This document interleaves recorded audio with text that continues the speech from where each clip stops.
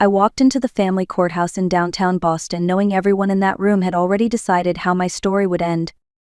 They thought I was reckless. Some thought I was desperate. A few probably thought I had finally lost my mind. My name is Rachel Morgan, and that morning I was representing myself in a divorce case against my former husband, Lucas Harrington. Lucas was not just my ex. He was the CEO of North Shore Freight Group, a logistics company everyone in the city knew. Powerful friends, endless money, and a legal team that looked like they were built to crush people quietly and efficiently. I had none of that. No attorney sitting beside me, no briefcase full of color-coded binders, no whispering assistants passing notes behind me. Just me, a legal pad, and a calm I had practiced for months. As I took my seat, I could feel the judgment in the air, the quiet glances, the unspoken agreement that this would be over quickly. They expected tears. They expected me to sign whatever was put in front of me and disappear back into the life I came from. Lucas certainly did. He did not even try to hide his confidence. He leaned back in his chair, perfectly relaxed, as if this was a meeting he already knew the outcome of. He looked at me the way someone looks at a closed chapter. Finished. Forgotten. What no one in that courtroom understood was this. I did not walk in unprepared. I walked in knowing exactly where every secret was buried. For years, I listened when people thought I was not paying attention. I watched patterns they assumed I was too simple to notice. I learned silence when speaking would have been dangerous. And now, standing in that courtroom, I was done being quiet. This was not the day I lost everything. This was the day the truth finally walked into the room with me. To understand why everyone underestimated me, you have to understand the version of Rachel Morgan they believed in. In their minds, I was simple, predictable, easy to dismiss. Before Lucas Harrington entered my life, I worked long shifts at a small neighborhood cafe. I memorized orders. I smiled through exhaustion. I counted tips at the end of the night and hoped they would stretch far enough. When Lucas and I married, that story disappeared. I became his wife, not his partner, not his equal, just the woman who stayed home and made his life easier. I handled the house, the schedules, the social obligations that made him look polished and respectable. I remembered birthdays, organized charity dinners, and smiled at people who never learned my name. To the outside world, that looked like comfort. What they did not see was control. Lucas managed every dollar. I did not have access to our accounts. If I needed money, I asked. If I questioned a charge, I was told not to worry about things I did not understand. At first, I believed him. He spoke with confidence. Numbers came easily to him. I told myself this was how marriages worked when one person was successful and the other was not. But over time, the boundaries tightened. My phone calls were questioned. My friendships faded. Invitations stopped coming. Somewhere along the way, my world shrank so quietly I barely noticed it happening. When the divorce began, Lucas made sure the narrative stayed intact. He told people I was emotional, unstable, dependent. His lawyer described me as financially inexperienced, someone who would be overwhelmed by complex information, someone who needed to be protected from herself. And the worst part was this. I helped them believe it. I kept my head down. I spoke softly. I let them mistake my silence for confusion. Because while they were busy defining me by who I used to be, they never asked who I had become. They never asked what happens when a woman spends years being ignored. They never considered that the person who lives inside the system often understands it better than the one who built it. By the time I stood alone in that courtroom, I knew exactly how they saw me. And I knew exactly how wrong they were. Lucas Harrington had mastered the art of looking untouchable. He wore confidence the way some men wear tailored suits, effortlessly, without question. He walked into rooms assuming he belonged there, and most of the time, people agreed. As the CEO of North Shore Freight Group, Lucas was known as a closer. He made deals happen. He knew how to move money, shift assets, and make problems disappear before they became public. That reputation followed him into the courtroom. When Lucas sat down at the defense table, it was clear he believed this was just another negotiation, one he expected to win. His posture was relaxed, his expression calm, almost bored. Beside him sat his attorney, Victor Hale. Victor was not loud. He did not need to be. He had a reputation for precision and pressure. He spoke rarely, but when he did, people listened. He was known for forcing settlements without ever raising his voice. Together they looked like a machine designed for one purpose: control. Lucas glanced at me once, briefly, the way someone checks the time. There was no anger in his eyes, no fear, just dismissal. To him, I was a problem that had lingered longer than expected. I knew his habits well. I had watched him in meetings, at dinners, at charity events. He listened just long enough to decide whether someone mattered. And that morning he had already decided I did not. Lucas believed the story he had built around himself. That success was proof of intelligence, that wealth meant credibility, that the law was another tool he knew how to use. He assumed that my lack of representation meant weakness. He assumed silence meant ignorance. What he failed to consider was this: men like Lucas spend their lives speaking, they rarely practice listening. And I had spent years doing exactly that. Every late-night call, every rushed explanation, every moment he thought I was too distracted to notice. I remembered them all. As the judge prepared to begin, Lucas leaned back in his chair, certain the balance of power was firmly on his side. He had no idea the ground beneath him was already shifting. While Lucas was busy building his image, I was building something quieter. At night, when the house was finally still, I sat at the kitchen table with my laptop open and the lights dimmed low. I taught myself how to read bank statements, how to follow transfers, how to understand the language hidden inside spreadsheets. I did not do this because I wanted control. I did it because I wanted clarity. Lucas assumed I was uninterested in his work. He talked freely around me. He took calls at the dinner table. He complained about partners, regulators, and people he thought were incompetent. He never lowered his voice. I learned patterns the way other people learn routines. Which accounts were mentioned only in passing, which transactions appeared at the end of the quarter, which names came up only when he was stressed. I did not confront him. I did not ask questions that would raise suspicion. I listened. When he synced his devices to the family cloud account for convenience, I noticed. When files appeared in folders I had never seen before, I noticed that too. I began saving copies, not stealing, not hacking, just backing up what already existed in shared space. Emails, statements, internal summaries that were never meant to leave his screen. I kept everything simple: dates, amounts, repetition. No theories, no assumptions, just fact. There were nights I wanted to stop, nights I told myself I was overthinking, that nothing I found would matter anyway. But then I would remember how easily my access to money had been cut off, how quickly my voice had been dismissed once I became inconvenient. That was when I understood something important. Preparation is not about revenge, it is about survival. By the time Lucas filed for divorce, I had months of information quietly organized. Nothing dramatic, nothing flashy. Just a clear map of where the truth lived. So when I walked into that courtroom alone, I was not guessing. I was confirming. They thought I came empty-handed because they could not see what I was carrying. They did not realize the quiet woman they ignored had been paying attention the entire time. And attention, when combined with patience, is far more dangerous than anger. The courtroom felt different once the hearing began. At first, everything followed the expected rhythm: formal introductions, polite language, carefully measured confidence from the defense. Victor Hale spoke smoothly, laying out a familiar narrative: a successful executive, a short-lived marriage, a reasonable offer extended and refused. Lucas barely looked at me as Victor talked. He already knew this version of the story by heart. When it was my turn to speak, I kept my voice steady and my words simple.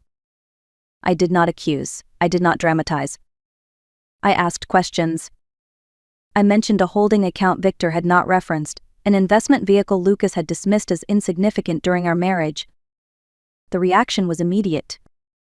Victor paused, just for a second, but it was enough. Lucas shifted in his chair. The judge leaned forward slightly, attention sharpening. I did not explain everything. I did not reveal documents yet. I simply stated that certain assets had not been disclosed, and that I would be addressing them during testimony. The room went quiet. That silence was not confusion, it was recalculation. Victor adjusted his papers. Lucas straightened his posture. For the first time that morning, he looked directly at me.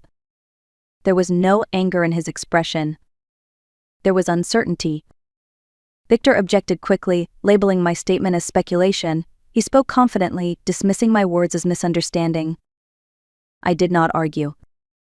I just nodded and said I would provide documentation when appropriate. That was when I felt it. The shift. What had been routine suddenly felt unstable. The energy in the room changed from certainty to caution. Lucas leaned toward Victor and whispered something I could not hear.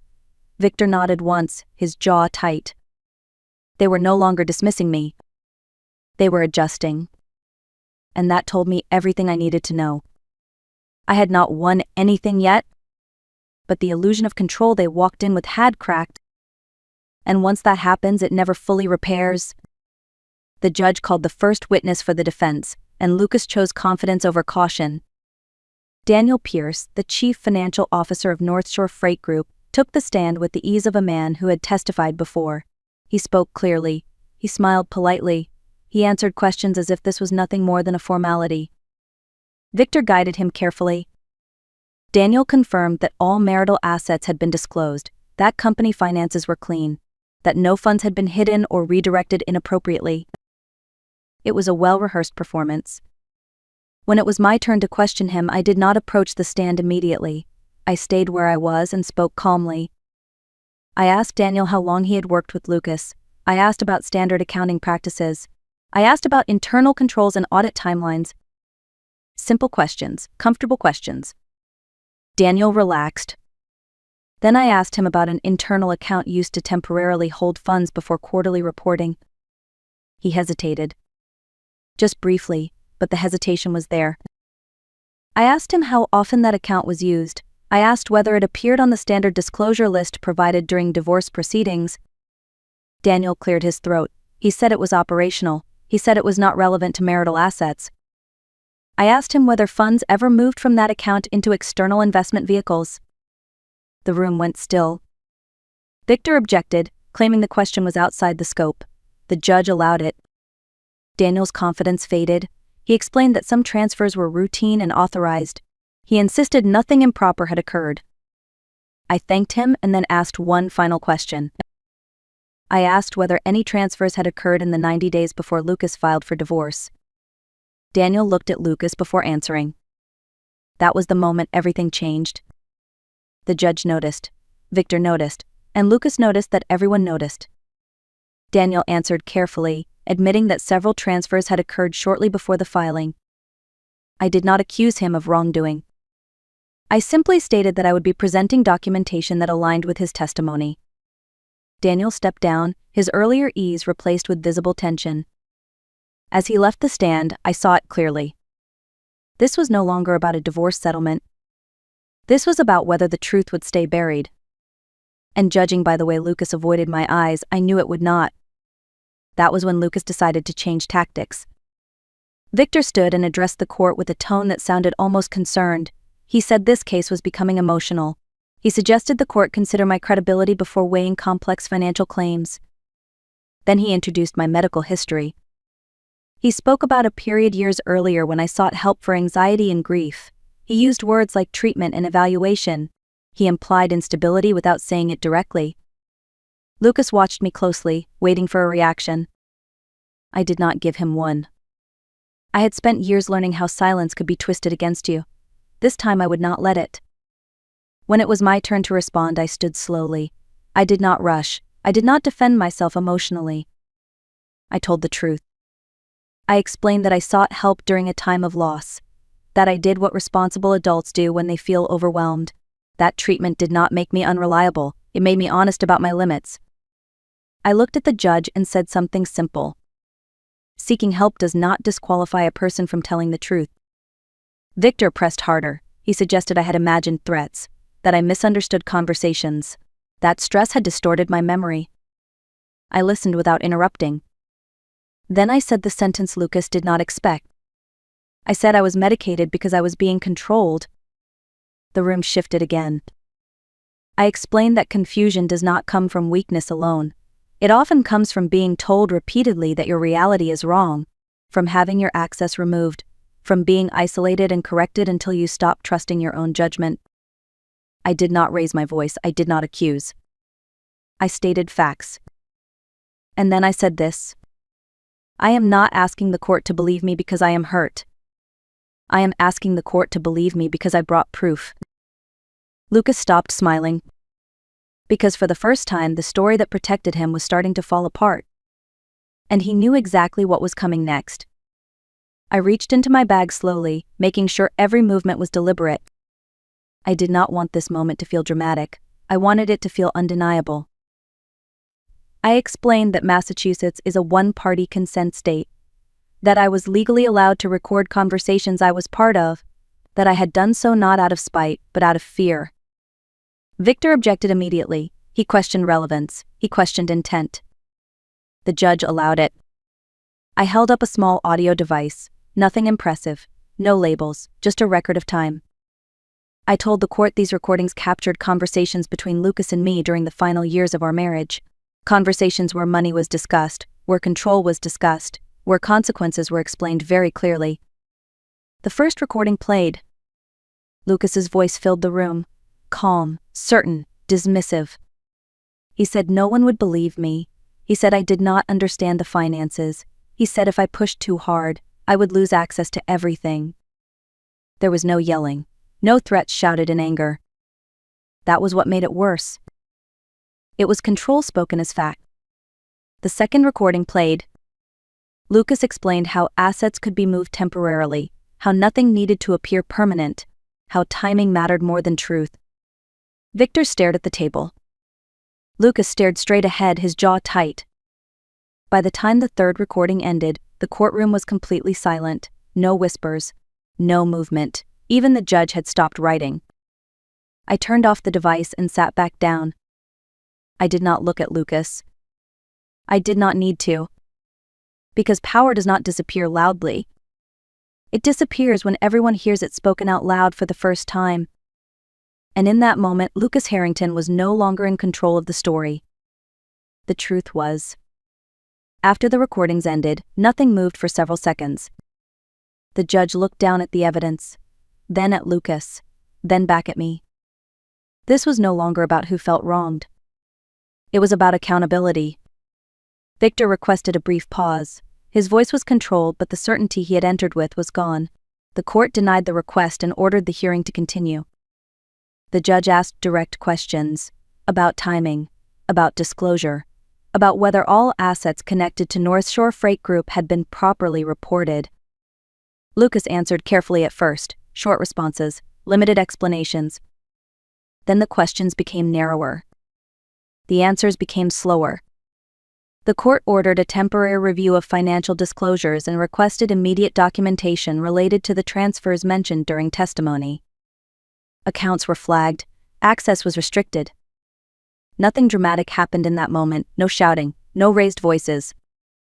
Just procedure. And procedure is often more frightening than confrontation. Lucas finally looked at me again, not with anger, not with confidence, with disbelief. He had believed this room would protect him, that his position would outweigh my words, that money would speak louder than truth. But once facts enter the record, belief no longer matters. The judge made it clear that further investigation would follow, that incomplete disclosures carry consequences, that credibility had shifted. When the session adjourned for the day, Lucas did not stand immediately. Victor leaned toward him, speaking quietly. The tone was no longer instructive, it was urgent. As I gathered my papers, I felt something unexpected. Not victory. Relief. Because for the first time since the divorce began, I was no longer defending myself. The truth was doing that work for me. When the judge asked me what I was seeking, the room expected a number. They expected me to name a percentage, half the assets, a payout, something that could be negotiated and reduced. That was never my goal. I stood and explained that I was not asking for punishment, I was asking for balance. I told the court that money used to hide truth is not wealth. It is leverage. And leverage only works when no one is willing to challenge it. I asked for full transparency, for every account tied to Lucas Harrington to be reviewed, for any asset moved without disclosure to be considered part of the marital estate. I asked for temporary control over shared assets until the review was complete, not to take anything away, but to prevent anything else from disappearing. The judge listened carefully. I explained that I did not want to win by watching someone fall. I wanted to walk away knowing the truth had been acknowledged, and that no one else would be quietly erased the way I had been. This was not about revenge. It was about ending the pattern. I told the court that when one person controls the narrative long enough, they start believing it cannot be challenged, and that belief is dangerous. What I asked for was simple: that the law do what it was designed to do. Slow down power, examine facts, protect the person who is never meant to be heard. When I sat back down, the room was quiet again. Not tense. Focused. And for the first time I felt something settle in my chest. I had said everything I needed to say. The rest was no longer up to me. When I walked out of the courthouse that afternoon, the city looked the same. Cars moved. People rushed past. Life continued as if nothing monumental had just happened inside those walls. But for me, everything had shifted. I did not feel triumphant. I did not feel powerful. What I felt was lighter. For months, my life had revolved around defending my reality, proving I was not imagining things, explaining myself to people who had already made up their minds. That burden was gone. The legal process did not end that day. Investigations take time. Paperwork stretches on. Consequences unfold slowly. But something far more important had already happened. My voice had entered the record. I went back to a smaller apartment. I bought my own groceries. I set up a checking account in my own name for the first time in years. None of it was glamorous, but every choice was mine. I relearned how to trust my instincts, how to sit with silence without fear, how to make plans that did not depend on someone else's permission. People asked me if it was hard to start over. The truth is, starting over was easier than staying invisible. What took time was forgiving myself for how long I stayed quiet. I was not weak for surviving. I was strong for preparing. And as the days passed, I realized something quietly powerful. I was no longer defined by the marriage I escaped. I was defined by the clarity I earned. People often say that power is loud. They imagine it as shouting, as dominance, as someone always speaking first and last. That is not the kind of power that changed my life. The power that mattered was quieter. It was patience. It was observation. It was choosing to understand instead of reacting. It was knowing when to stay silent and when to finally speak. Lucas Harrington believed strength meant control. He believed money could replace accountability. He believed the story he told about me would survive forever if he repeated it often enough. He was wrong. Not because I fought harder than him, but because I prepared longer. If there is one thing I want you to take from my story, it is this. Never assume the quiet person knows nothing, never mistake compliance for agreement, and never believe that truth disappears just because it ignored. Sometimes justice does not arrive with noise. Sometimes it arrives with records, with patience, with the courage to wait for the right moment. If this story resonated with you, if you have ever been underestimated or made to feel invisible, you are not alone. Your clarity matters, your memory matters, and your voice matters, even if it takes time to be heard. If you found value in this story, please like the video. It helps more people find stories like this one. Share it with someone who might need the reminder. And tell me in the comments, have you ever been judged for being quiet? Subscribe to The Art of Revenge for more real stories about truth, resilience, and the kind of justice that does not need to shout. Sometimes the most powerful move is simply refusing to disappear.